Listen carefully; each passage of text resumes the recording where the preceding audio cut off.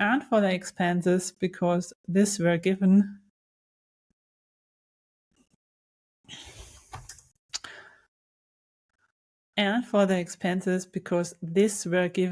in the challenge data.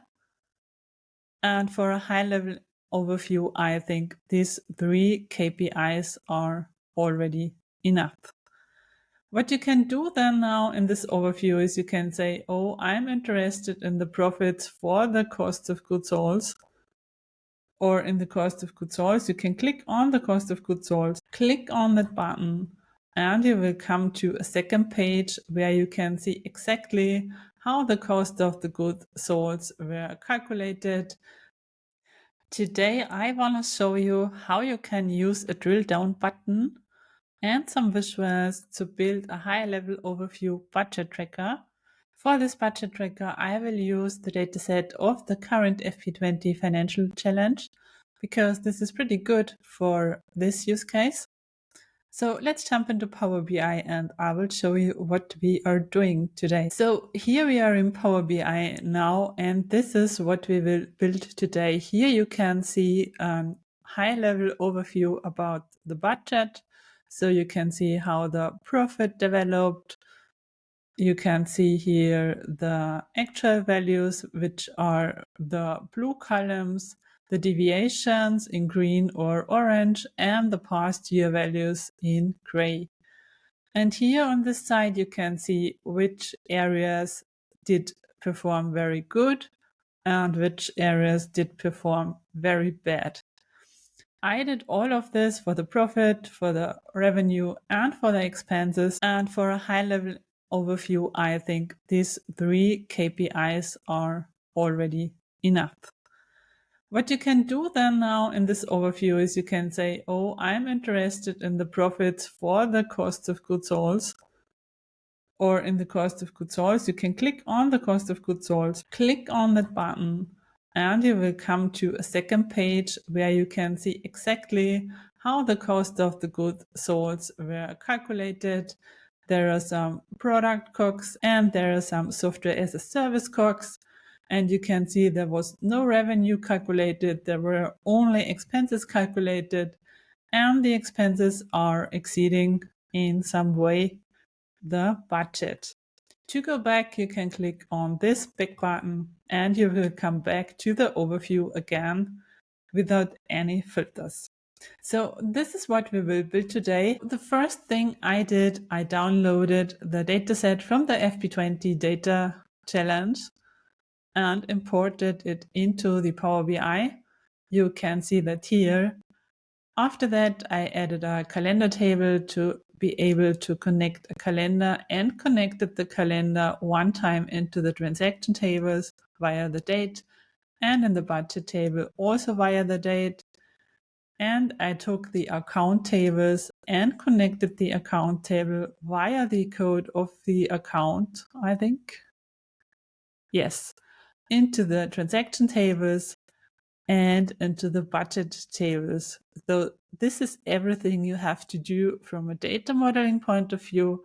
This is something additional I did because I wanted to be able to do a quick filtering if it is a revenue or expense to make some checks. So I only took out the revenue and expenses columns, this one, and added it as a dimension in a separate table. But I guess the more I think about it when I explain it to you, it will be also good to upload this file into the GitHub. So you can also find this file then in the GitHub and follow along so that we have the same starting point. What I did next was to create these 3 visuals. And I started with the expenses. I had to calculate the expenses, and the sum of the expenses is the sum of the amount. So this is just the sum of the amount, where the revenue expenses column in the fact table for the transaction gives the expenses.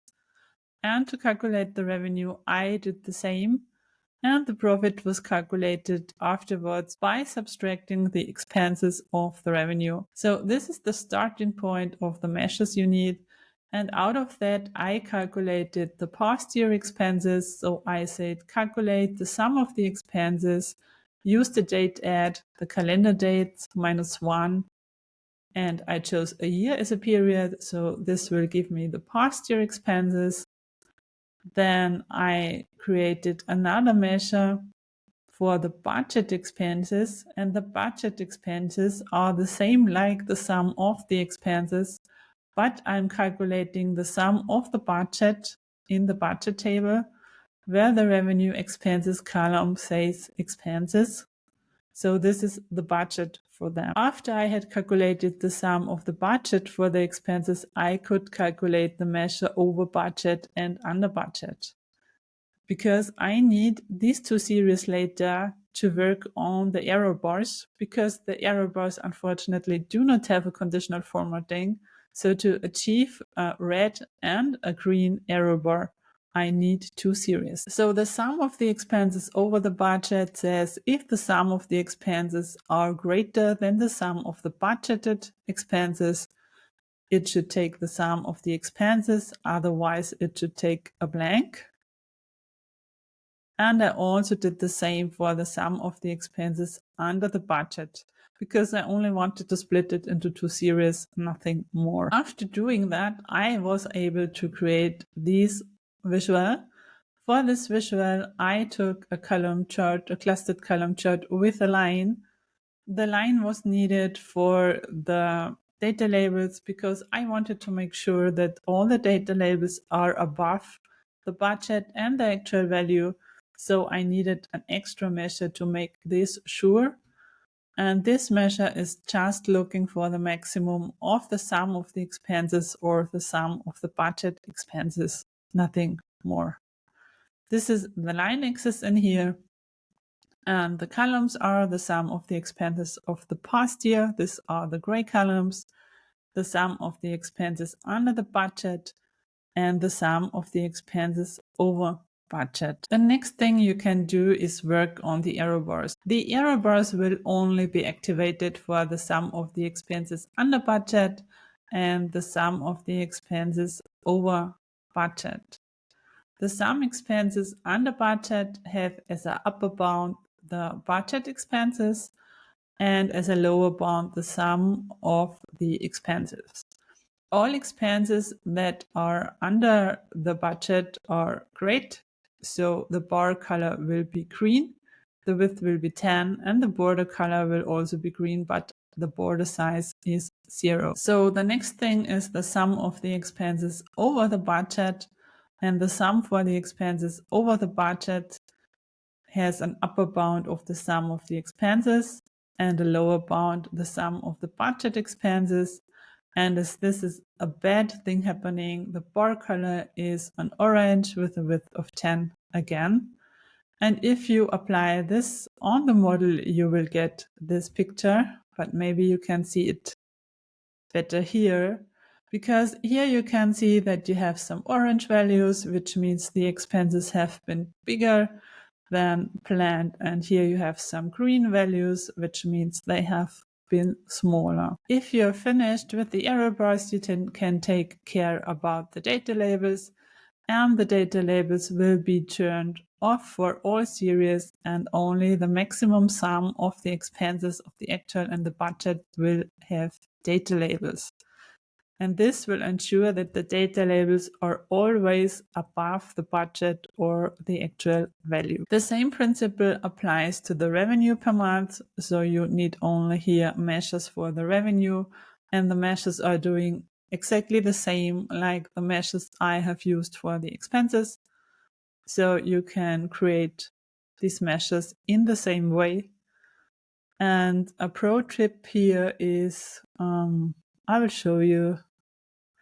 We will take the sum of the expenses.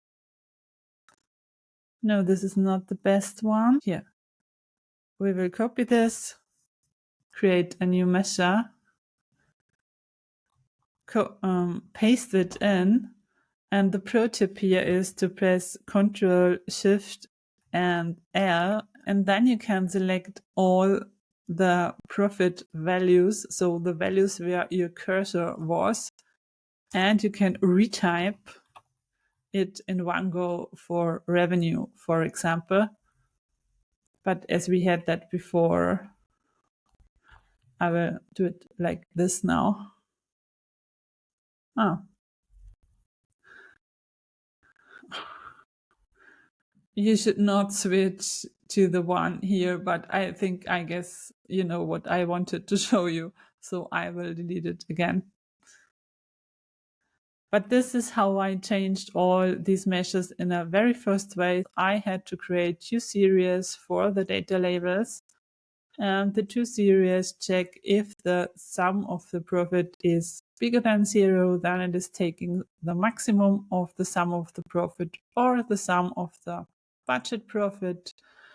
And the other series is checking if it is smaller or similar to 0, because I needed that to place the data labels in the right place.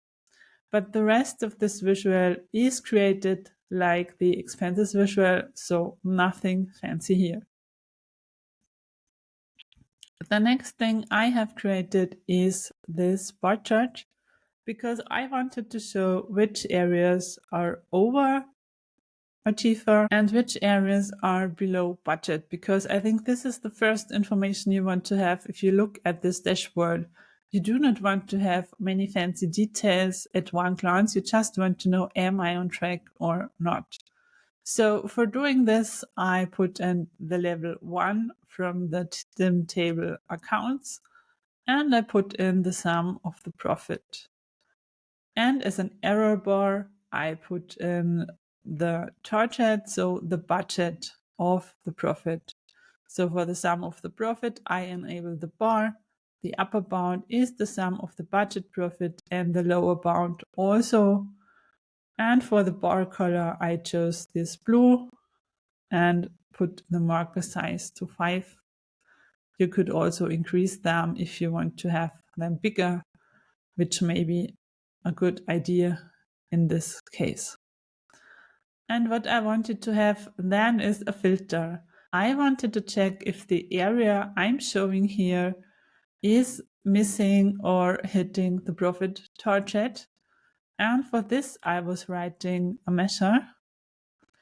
And the measure says if the sum of the profit is bigger than the sum is bigger or the same as the sum of the budget for the profit, it returns a 1. Otherwise, it returns a 0. So I can filter on these 2 visuals with 1 and 0.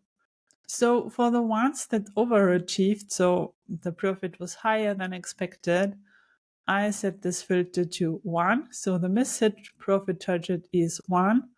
And for the ones below of the target, I set it to 0. And last but not least, I applied some conditional formatting on the bars. So you can see here that the bars have conditional formatting, the conditional formatting for the profit and the conditional formatting for the profit says if the sum of the profit is smaller than the sum of the profit in the budget, the color is bad because we want to have more or at least the budget, and otherwise the color good is taken. And the color good and color bad are just the color strings for the green and the orange I wanted to have here. You can apply this logic also to the revenue and the expenses because all these visuals are built in the same way. And the last thing you have to build is this card visual. This card visual is a new card with the callout values, the revenue, the expenses, and the profit. And I also applied here a conditional formatting in the reference labels. So for example, in the revenue, I put the reference labels, one for the sum of the budget for the revenue and another for the delta budget of the revenue. And the delta budget of the revenue has a custom text. So this delta budget, this delta you can get by pressing Windows and the dot and going to the symbols, and here you can select this triangle or delta sign. If you do not find it up here, you can scroll down until you find it. And then I applied some conditional formatting on the value. And the conditional formatting is the conditional formatting for the delta budget revenue. And the delta budget revenue conditional formatting is just checking if the delta of the budget revenue is bigger than 0, then a good color is chosen, and if it is smaller than 0, a bad color is chosen. So this achieves this green color. And the next thing we will do is we will just duplicate this page, because we will add on the second page some things. So you go here, click on the tab, click on duplicate, and delete that in my case. And now you can see you have a duplicate version of the level 1. And what we want to have in this page is the level 2. So what we will do now is we will go to the page settings, and we will say this is a drill through page, and the drill through will be done by the level 1. So we need to drag in here the level 1. And now we know that this is a drill through page.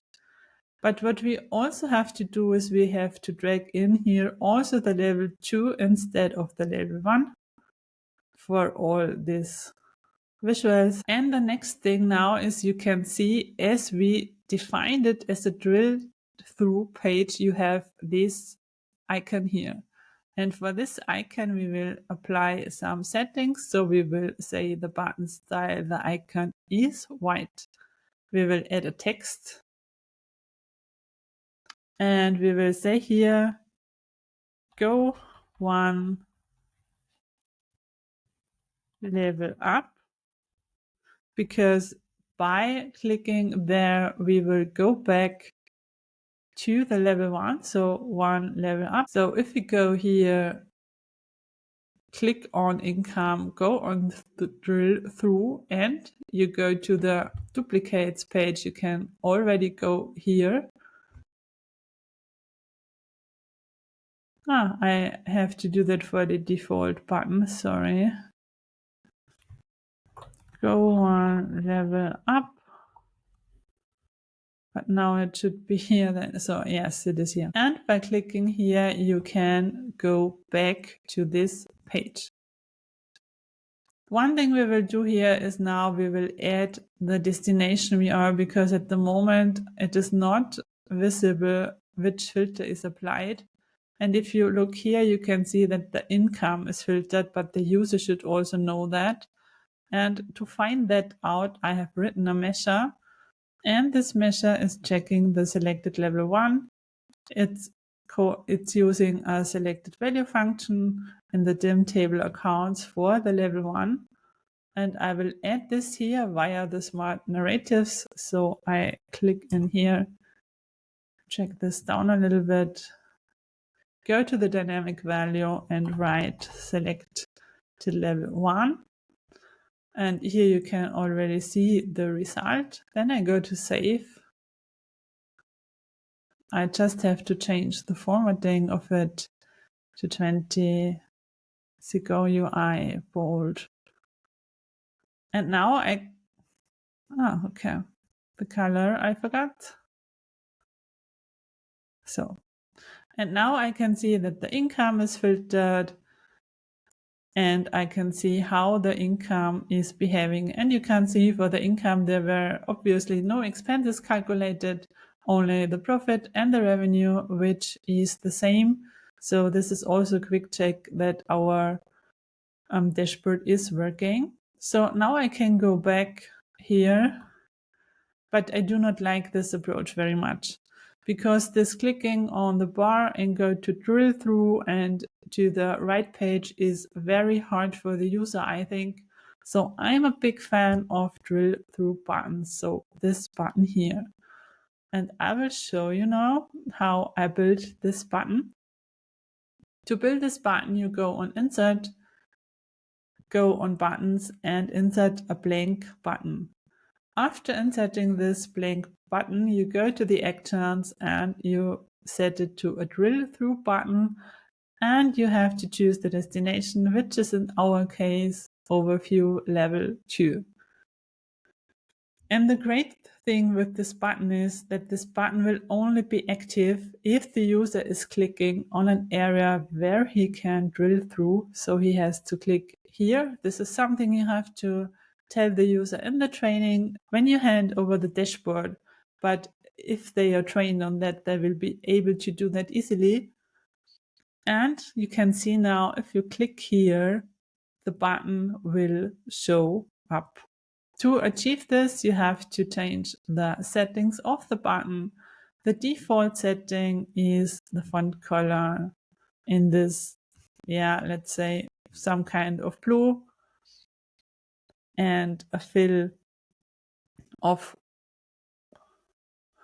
white. So these are the settings, the default settings for the button when he is active. In cases when he is disabled, I do not want to be the button so present, so I chose a font color of a gray and the fill color of this background color. So to make him not so obvious, you can see it here. So now it is a very light gray. If you click on the cost of goods sold, for example, you can click here and you drill through. And here you can go back again. And what you could do now, obviously, is you could copy this again and go one step further and apply it also on the single accounts. What I mean, we have level 1 now, then we can drill through to level 2. And now it would be interesting to drill through also to the account levels. But this can be done in the very same way.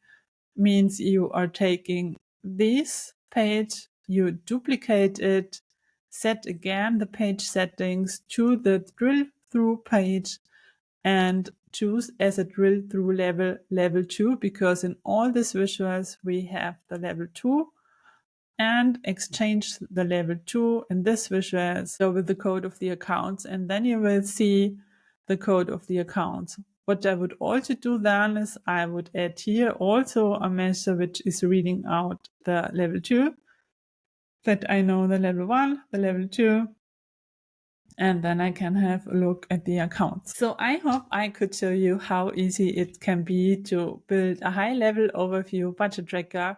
I know that this budget tracker will not replace a table, but it will give a first impression what's going on, if the budget is exceeded or if everything is on track. So if you liked the video, don't forget to leave a thumbs up. Hope to see you on my channel soon and wish you a great day now. Bye bye.